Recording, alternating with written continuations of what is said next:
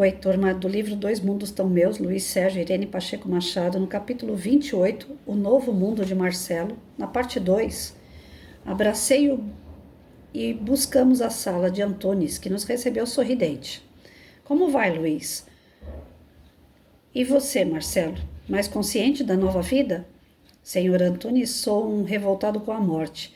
Ela é fria e injusta, vai de encontro à paz de família, jovens, enfim. Quem não deseja morrer? E deixa aqueles que estão loucos para se suicidar. Isso é o que não dá para entender. Antunes olhou fixamente e interrogou: Você deseja voltar ao plano físico? Agora faz 30 dias que desencarnou e já deseja voltar para sua família?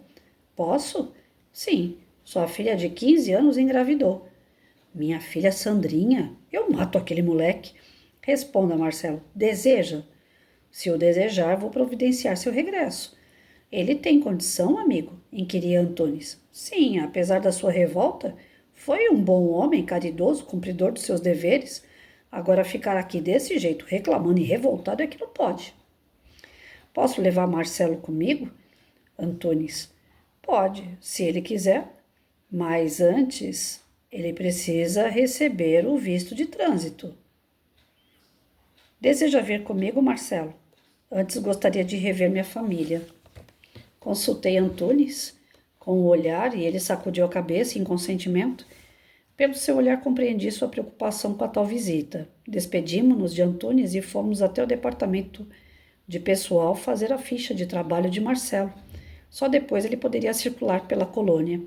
Posso trocar de roupa? Perguntou. Não aguento mais esse terno azul marinho e essa gravata. Sinto muito, se você fosse mais humilde, poderíamos nesse departamento um uniforme.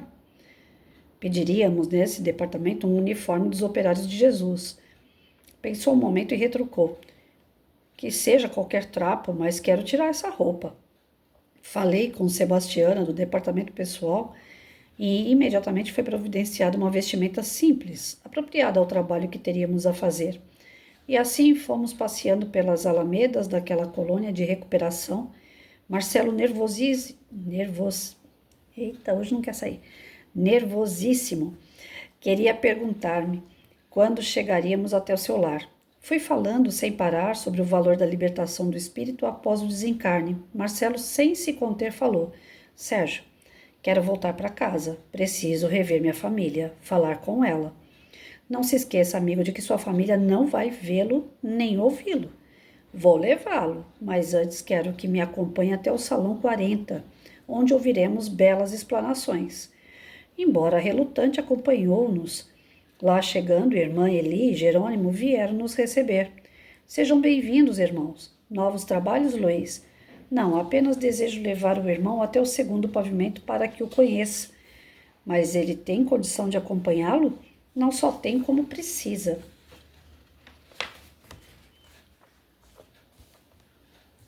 Jerônimo nos levou até um belo jardim, mas Marcelo mostrava-se indiferente até chegarmos a um lugar parecido com o coreto, daqueles de antigamente, onde a banda da cidade tocava aos domingos.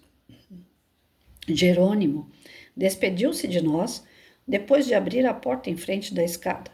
Após transpô-la, fomos descendo, e a temperatura foi ficando tão baixa que Marcelo começou a gemer. Tive de brincar com ele para distraí-lo. Pare, irmão, senão você desencarna mais uma vez. E isso pode acontecer? Ah, pode. Você tem um corpo perispiritual. Se também não o respeitar, logo seu espírito ficará inerte, podendo até dormir, como se estivesse morto. Chegamos ao destino, e ao nosso encontro veio Tamanté. Bom dia, irmãos. Sejam bem-vindos. Tamanté, gostaria de levar nosso irmão Marcelo até um conhecido dele. Acompanhe-me. Quem é, Luiz? Perguntou Marcelo curioso. Espere para ver. Entramos numa enfermaria onde irmãos dementados gritavam, rasgando as roupas, arrastando-se pelo chão. Meu Deus, estamos no inferno? Sim, no inferno mental. Esses irmãos não se conformam com o desencarne. Eles e também seus familiares. Talvez a culpa seja mais dos familiares que o chamam a cada minuto. Veja ali Adriano. desencarnou em acidente de carro. Foi socorrido, começou a frequentar aulinhas, mas os pais e os avós, alucinados por ele, o cultuavam tanto, de tal forma, que era como se ele ainda estivesse convivendo com eles. Tudo como antes. A família estava completamente desequilibrada. Adriano fugiu do hospital da espiritualidade e ficou almoçando, jantando e participando de todas as atividades da família, mas não suportou por muito tempo. Ninguém o via, nem o escutava, e então foi ficando doente. Queria ajudar o pai e a mãe, sem ter condição para isso. Quando um deles adoeceu e ele viu que mais nada podia fazer, enlouqueceu. Está me ouvindo, Marcelo? Enlouqueceu. Adriano foi resgatado em sua casa por uma equipe socorrista e tratado pelos médicos espirituais. A família continuava a chamá-lo e ele, dementado, queria ir procurá-los, mas também temia a solidão daquela casa. Ele é tão jovem, Luiz, falou Marcelo. Sim, 18 anos. Aproximamo-nos de Adriano. Sentado em uma cadeira, olhava para o chão. Como vai, amigo? Perguntei. Não me respondeu, continuou no seu mundo, o mundo o qual achou melhor viver, longe da realidade. Ele não vai sair daqui? Já tentaram tirá-lo, mas ele piora lá fora, por causa do desespero dos pais e da família. Aqui não chega até ele nenhuma vibração de saudade. Nisso, a enfermeira Sarita aproximou-se e lhe disse em tom jovial: Como vai, meu garotão? Para ela, ele sorriu. Dirigindo-se depois a nós, cumprimentou. Como vai, Luiz? Seja bem-vindo ao Jardim da Saudade. Chama-se Jardim da Saudade esse triste lugar? Perguntou Marcelo. O jardim é lá em cima. Aqui é reza ao chão. Você vem todos os dias conversar com ele? Sim, e o levo até o jardim para se distrair. E nessa hora a família não está chorando? Não. Levo o plano físico, geralmente à noite, para que se encontrem. Por isso chamo Jardim da Saudade. E a família de Adriano já está conformada? Não. Ele é que está se libertando dela. Nisso vimos Adriano sorrindo com uma jovem que lhe contava histórias. E vocês, o que fazem aqui? Perguntou-me Sarita. Eu trouxe esse amigo, estou pensando em deixá-lo aqui. Ele anda muito saudoso do plano físico. Enlouqueceu, Luiz? Pelo amor de Deus, não faça isso comigo. Prometo arrumar trabalho e esquecer tudo, mas não quero ficar aqui. Olhei-o firmemente e lhe falei: aqui você fica resguardado da saudade dos seus e faz uma terapia. Passamos pelo jardim e você nem o admirou, só ficou pensando em chegar ao seu lar. Você desencarnou, cara. Agora a vida é outra. Ficar correndo atrás de encarnado é o mesmo que desejar pegar o avião no ar. E o colega que você disse se encontrar aqui? Espere, primeiro vamos despedir-nos de Adriano e da jovem. Acompanhamos Sarita, que nos levou até um senhor que dormia como se estivesse morto. Então, vou parar aqui.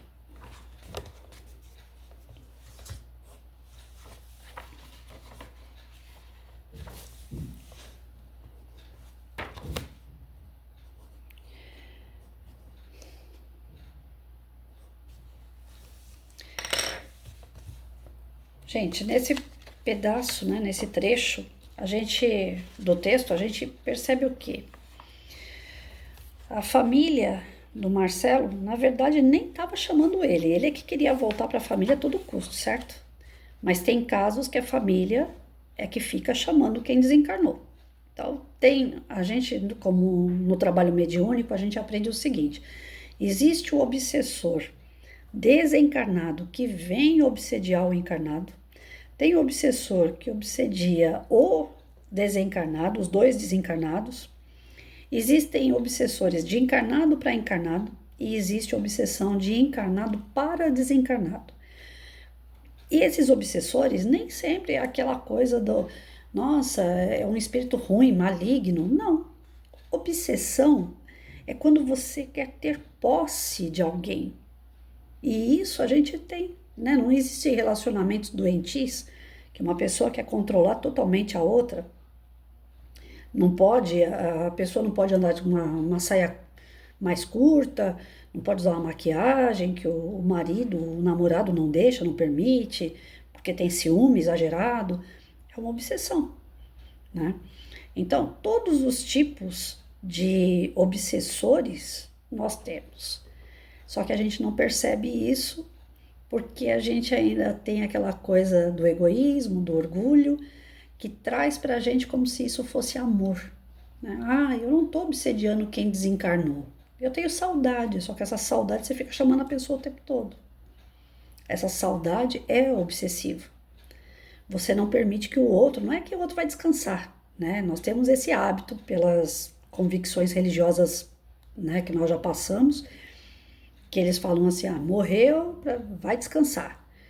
E aí se você ficar fazendo oração o tempo todo, chamando ele o tempo todo, né, você não está deixando o defunto descansar. Uma que não existe defunto.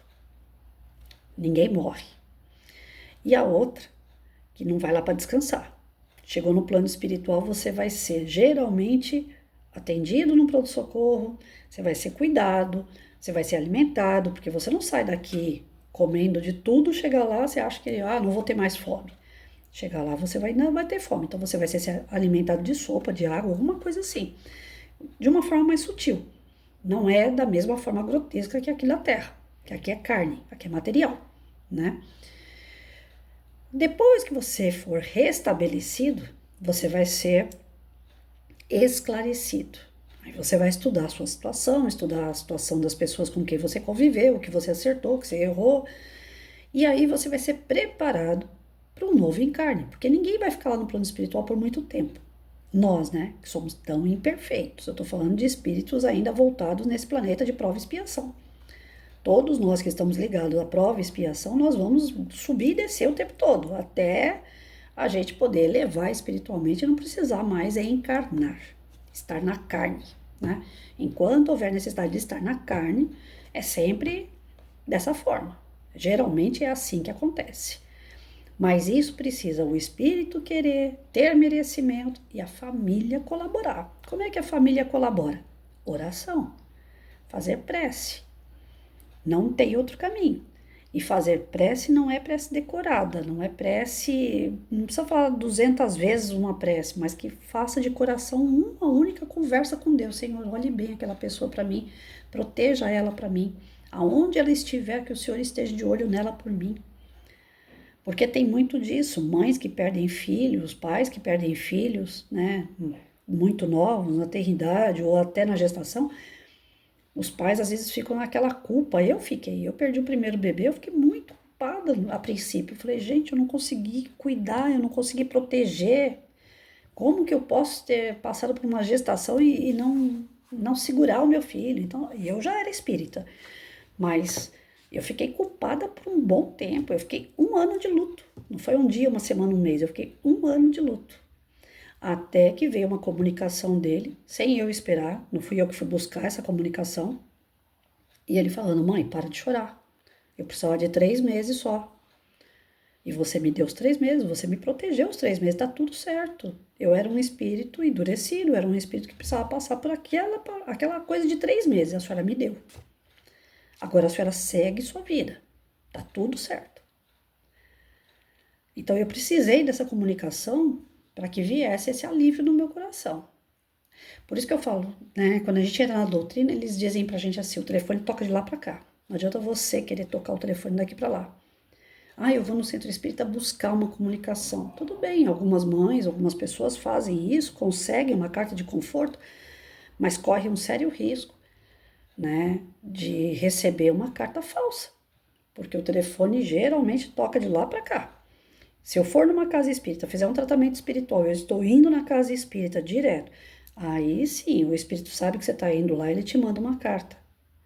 Agora, essas pessoas que vão por curiosidade, vai ter uma reunião mediúnica e lá vai ter uma carta. Pronto, eu vou lá e já vou receber uma carta? É meio estranho. Geralmente, os obsessores gostam muito desse tipo de reuniões, né? E os zombeteiros, obsessores zombeteiros. Aqui, nesse caso, a gente encontra o quê? O Marcelo muito endurecido, muito revoltado, porque ele morreu cedo e tal. E aí o Luiz leva ele nesse lugar, nesse jardim da saudade aí, onde só tem pessoas desequilibradas, espíritos desequilibrados, que são espíritos que também não buscaram conhecimento, não desenvolveram a sua fé, não estiveram próximos, né, dessa questão espiritual, eram também materialistas, que é aquilo do apego, né? Quando a gente fala materialista, fica parecendo que é só em relação a objetos. Não, materialista também é isso, é você ficar apegado a pessoas. Essa semana eu estava falando com uma amiga minha, eu falei, eu não consigo imaginar ainda a ideia de quando o Mike, meu cachorro, morrer, como é que vai ser para mim. Porque ele é meu companheirinho para tudo, né? E aí eu fico naquela, pedindo a Deus que ele fique aqui comigo um bom tempo, que eu parto primeiro que ele, ó, as conversas. Espírita de meia tigela que eu sou, né? Aí ela virou para mim e falou assim, mas você precisa se preparar, porque você sabe que não é bem assim, né? Ele tem 13 para 14 anos, vai chegar o momento, você tem que se preparar, né? E aí aquilo ficou, né? Falei, não é que eu tenho que me preparar, mas eu tenho que me desapegar. A verdade é que eu estou muito apegada ao meu cachorro, porque eu e ele o tempo todo junto, para fazer tudo. Ontem a gente estava assistindo o filme comendo pipoca junto. Então, assim, esse apego que eu tenho tá errado. Porque a hora que o bichinho não tiver comigo, seja eu indo primeiro ou ele, como é que vai ser? Isso vai fazer mal para mim e para ele, esse apego. Então, realmente, o desapego não significa que você não ama, mas é que você não tá grudado, né? Você não tá querendo aquela posse, aquela coisa, é meu.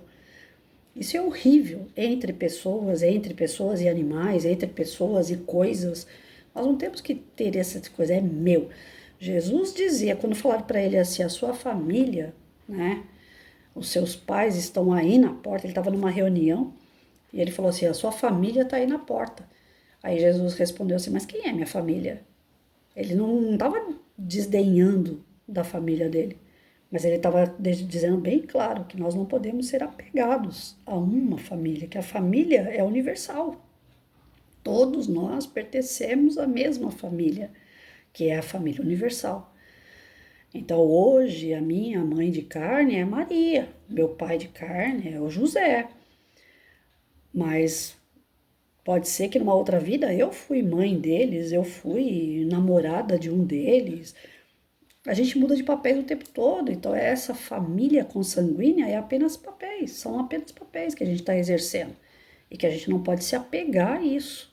Ah, eu quero meu pai e minha mãe o resto da vida comigo, para todo sempre, né? É romântico essas palavras, essas coisas que a gente diz aqui no nosso planetinha, que é de prova e expiação, né? Vai lá no casamento até que a morte o separe. É tudo muito romântico. Mas na verdade, não é bem assim, né? Não é até a morte o separe, nem depois da morte, nada disso. Vai ser sempre elos de amor verdadeiro que você vai estar envolvido com essas pessoas, isso é fato. Mas nem sempre elas vão ser seu pai, sua mãe, né? Como você conhece nessa última encarnação, seu filho, como você conhece nessa última encarnação. Pode ser que eles cheguem no plano espiritual, como seu pai e sua mãe desencarnaram.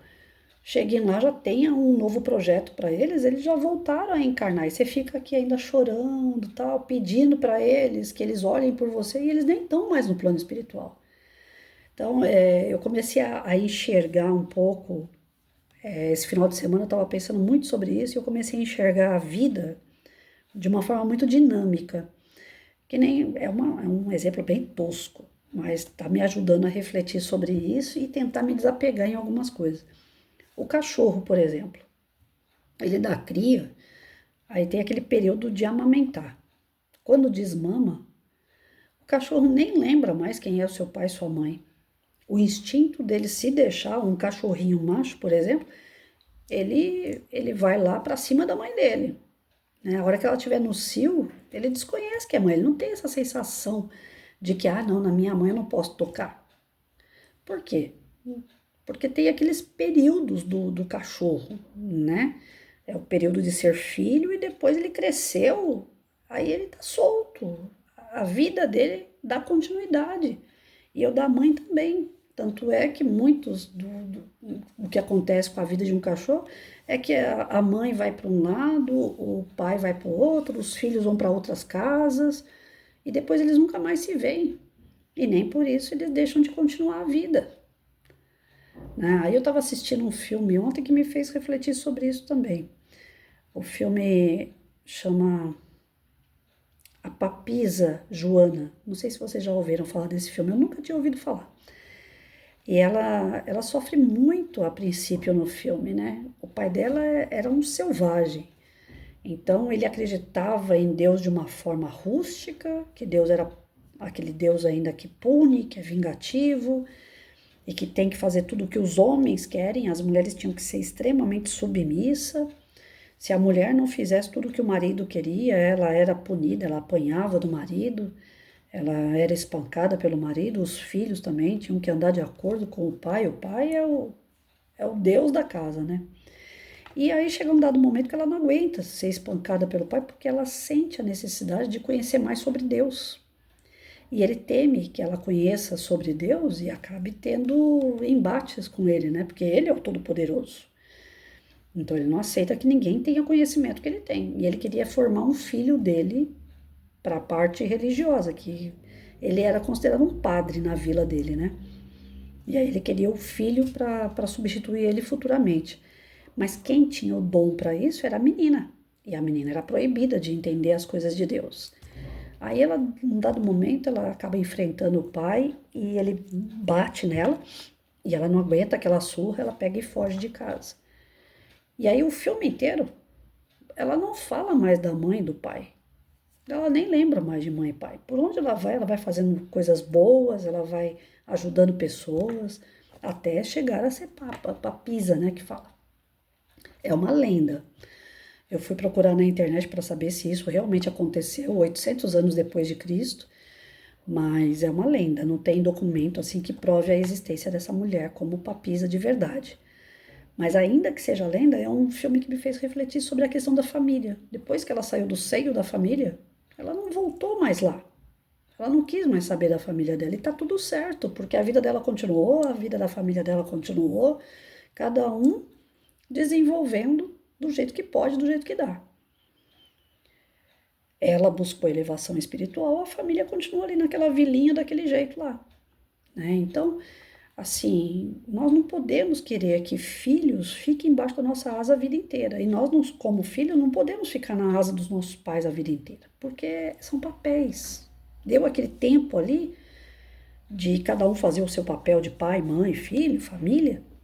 Outras famílias vão surgir, porque a família mesmo é a família universal. Aí o que vai acontecer? Aquelas pessoas com quem você tem mais elo, cedo ou tarde vocês vão se cruzar novamente. Não tem aquelas pessoas que a gente olha na rua e fala assim, nossa, eu conheço essa pessoa de algum lugar. A explicação está onde? Pode ser que essa pessoa que eu conheço de algum lugar tenha sido um parente meu numa outra vida, um amigo próximo. E isso custa passar na cabeça da gente, porque a gente é muito apegado. Não, família é consanguínea. Família é só aquilo que eu estou vendo agora. E não é, né? Então, o desequilíbrio na nossa mente está justamente na questão do apego. A gente se desequilibra pelo outro pelo apego, não é pelo amor. Ah, mas eu amo tanto, eu não quero que sofra, ah, eu amo tanto, eu sinto saudade. É mais apego do que amor. Porque o amor, ele colabora, ele auxilia, mas não tem apego. Já falaram para mim assim várias vezes, ah, você queria tanto que teu filho voltasse, né? Falei, nunca falei isso. Depois que meu filho saiu de casa, eu deixei isso bem claro para ele. No dia que ele saísse de casa, ele não ia voltar. E não é por ruindade, por nada disso. Eu só deixei claro porque é um ciclo que se quebra e depois vida que se segue. Essa história que eu vejo aí de marmanjo que termina casamento e volta para casa dos pais, eu acho isso ridículo. O cara terminou o casamento dele, ele que se vira e vai alugar uma casa, um muquifo, uma favela, qualquer lugar, mas não volta para casa dos pais. Eu acho vergonha. E o que é pior, marmanjo volta para casa dos pais e ainda vem com aquela desculpa: ah, meu pai e minha mãe tá doente, então eu voltei para lá para cuidar deles. Sendo que na verdade é pai e mãe que tá cuidando do marmanjo até hoje, né? Eu tô vendo aí umas mudanças de governo aí que tá falando a respeito de aluguel, não sei o quê, que os marmanjos agora vão ter que declarar que moram na casa de pai e mãe. É absurdo por um lado e por outro lado é uma mudança de comportamento, né? Quem sabe? Sai mais barato o cara alugar uma casa do que morar na casa de pai e mãe, dependendo do imposto que ele vai pagar. Não vai pelo amor, vai pela dor, né? Então eu tô achando assim que tem algumas coisas que acontecem que por mais absurdo que a gente pense, às vezes é um empurrão até, né, para alguma mudança moral, porque é fim da picada. Eu não voltei para casa de pai e mãe. Eu precisei voltar, ficar 3 meses quando eu perdi tudo. Eu estava casada com um filho pequeno e perdi emprego, o marido perdeu o emprego, nós vendemos tudo o que tinha, já não tinha mais dinheiro. Aí eu falei para a mãe, pai, dá para ficar aí um tempo até eu poder me acertar? E foi vergonhoso fazer isso. Então, eu não recrimino quem faz, porque eu sei que a necessidade também faz o ladrão, né? Infelizmente. Mas é absurdo. O mais que você puder fazer para não passar por esse papelão de voltar para casa de pai e mãe é o ideal. Porque a gente sai de casa é para fazer a nossa vida, não é? Depois a gente volta para dar problema para pai e mãe já cumpriu o papel deles. Então, assim, eu acho que voltar para casa é uma coisa que eu nunca disse que eu gostaria que meu filho voltasse. Mas eu sempre disse que eu jamais deixaria ele no alento, né? Mesmo ele fora de casa, o que ele precisasse de apoio, de ajuda, eu daria. Né? Não ia sustentar 2 casas, mas apoio, ajuda, sim. É meu filho, é uma pessoa que eu amo. Então, amor é você ajudar sem você querer aquela pessoa colada em você. Não precisa estar aqui colado, não precisa estar embaixo da minha asa. Ele pode ter a vida dele. Só que se, mãe, eu tô precisando, né? Tô precisando de uma água. Eu vou levar a água lá, tá aqui a água. Quando você tiver condições de comprar a sua água, você não precisa mais da minha. Eu acho que esse apoio a gente faz em amigos e por que não fazer isso em parentes, em família, filho, pai, mãe, né? Mas a gente não pode ter essa questão assim do morreu, desencarnou e a gente fica lá chorando. É que eu já falei aqui outras vezes no canal. Eu sou contra a história de ficar velando a vida inteira. Faz um velório lá de 1 hora, 2 horas, é o suficiente só para pessoa que desencarnou receber uma oração. A oração à distância ela vai chegar da mesma forma. Quem não quiser ir no velório também não faz diferença nenhuma. Eu não sou fã de ficar chamando pessoa, morreu não sei quem na minha família, vem todo mundo pro velório, aquele monte de gente, aquele monte de falatório. Eu acho que mais atrapalha que ajuda. E sou contra a história de cemitério, de ir lá, colocar vela, de acender incenso, de ficar ajoelhado em volta de caixão. Eu sou contra. Hoje mesmo eu estava vendo, já tinha visto antes e hoje apareceu para mim, olha que incrível. Um pouco antes de eu começar a leitura, eu tinha visto um vídeo no Facebook e lá fala assim: o que você acha de quando uma pessoa desencarnar, você colocar dentro de uma cápsula, parece um ovo, coloca na posição fetal, não ocupa tanto espaço, e esse ovo, né, essa cápsula, ela, como que eu posso dizer, não é que ela degenera, ela vai esfacelando fácil, ela entra em decomposição muito fácil, né, embaixo da terra. E aí junto com essa cápsula se coloca lá sementinhas de árvore, né? E aí a pessoa vai junto com a cápsula, né, se desfazendo, né? E vai virar um tipo de um mumo, como se aquilo ali servisse para melhorar a terra e produzir uma árvore, né? E o cemitério, ao invés de ter lápide, aquela coisa toda que alguns lugares estão inventando com QR Code, eu acho absurdo essas coisas, né? Com a história toda da pessoa ali, ainda mais hoje, com o pessoal tudo roubando a gente de todas as formas, eu acho que colocar a informação de uma pessoa exposta no lugar público, eu acho que é horrível isso, e tem cemitério fazendo isso. Então, não teria lápide, não teria nome, mas a pessoa que está enterrada ali, né, o corpo que foi enterrado ali, aquela árvore, a família vai ter um tipo de um GPS, para quando ela entrar naquele parque onde só tem árvore, ela saber qual é a árvore que é do familiar dela que está enterrado ali. Então, é uma coisa, porque nós estamos conectados com a natureza, né? Tudo o que acontece no nosso corpo físico tem na natureza. Se vocês observarem, né? Rios, as árvores, a questão da árvore, ar, nós precisamos do ar, a questão dos rios, água, né? Nós temos água, então a composição que existe na natureza existe no nosso corpo, então nós estamos conectados com a natureza. Nós fazemos parte de tudo isso. Então, já pensou que legal, né? O nosso corpo ajudar uma árvore, o crescimento de uma árvore, né? E aí, os familiares que quiserem visitar, se quiserem visitar, pelo menos vão visitar uma árvore, que é uma coisa bonita, que é natureza. E ao invés de entrar num cemitério cheio de lápide, daquelas coisas frias, mármore, né? Ou mesmo que sejam jardinzinhos baixinhos, cheio de terra, aquela coisa toda, lama. Não, vai entrar num parque, todo cheio de árvore. Vai poder andar entre as árvores. Olha que coisa legal, né? Aí eu falei, poxa, essa ideia podia vir para cá e a gente já desenvolver isso, seria maravilhoso. Ao invés de tristeza, alegria. Ao invés de morte, vida, né? A gente precisa mudar a concepção dessa coisa do desencarne. Já passou da hora. A morte não é triste. É uma passagem daqui para lá. Assim como quando nasce, é uma morte de lá para cá, né? Porque você desencarna lá e encarna aqui. Quando você está no plano espiritual, quem está lá com você fica tudo triste, chorando. Porque fala, nós vamos ficar um bom tempo sem se ver, como acontece daqui para lá. É só uma partida, é como se uma pessoa vai fazer uma viagem, né? E essa viagem vai ser longa, vai demorar para ela voltar. Você vai sentir saudade dela. Eu não vejo a morte, nunca vi a morte como ela realmente passa na cabeça das pessoas. Para mim, ela sempre foi essa questão de mudar de lugar. A pessoa vai viajar e demora para voltar. Para mim sempre foi isso. Com isso eu não sofro. Mas eu sofro assim, pelo apego. Se eu tenho apego, né? Que nem eu tinha um apego com meu filho, eu sofri. Então, quando são pessoas de fora, são pessoas assim que eu tenho consciência que já fizeram a sua parte, meu pai, minha mãe, eu não sofri com a morte deles. Porque já estavam doentes, já estavam precisando do devido descanso físico. E uma mudança de lugar, de ar, de pessoas, porque eles já não estavam mais se desenvolvendo enquanto espírito também. A doença, as dores eram constantes. Já estava estagnando eles ao invés de produzir alguma coisa. Então, para mim, enquanto filha, foi um alívio ver a quebra de todo aquele sofrimento. Agora, tem pessoas que, poxa, a pessoa morreu sofrendo com uma dor e o outro tá lá. Ai, Deus, tomara que ele cure, eu quero ele aqui, eu quero ele aqui. Teve uma comunicação que nós recebemos uma vez no grupo mediúnico.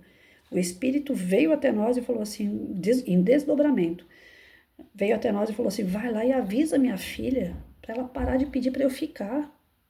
A pessoa já estava com mal de Alzheimer, já estava agressiva, já estava doente, não tinha condições de produzir mais nada.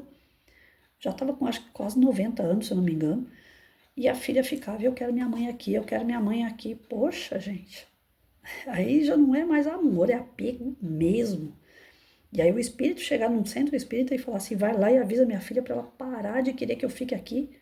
Pensa o desespero desse espírito, né? Então esses apegos são muito perigosos. Que a gente fique atento diante dessas lições para que a gente aprenda a amar. E amar também é libertar, é deixar ir. E tem aquela frase tão linda que fala, né? Você não tem que prender as borboletas. Cuida do seu jardim. Se elas gostarem do seu jardim, essas borboletas vão voltar.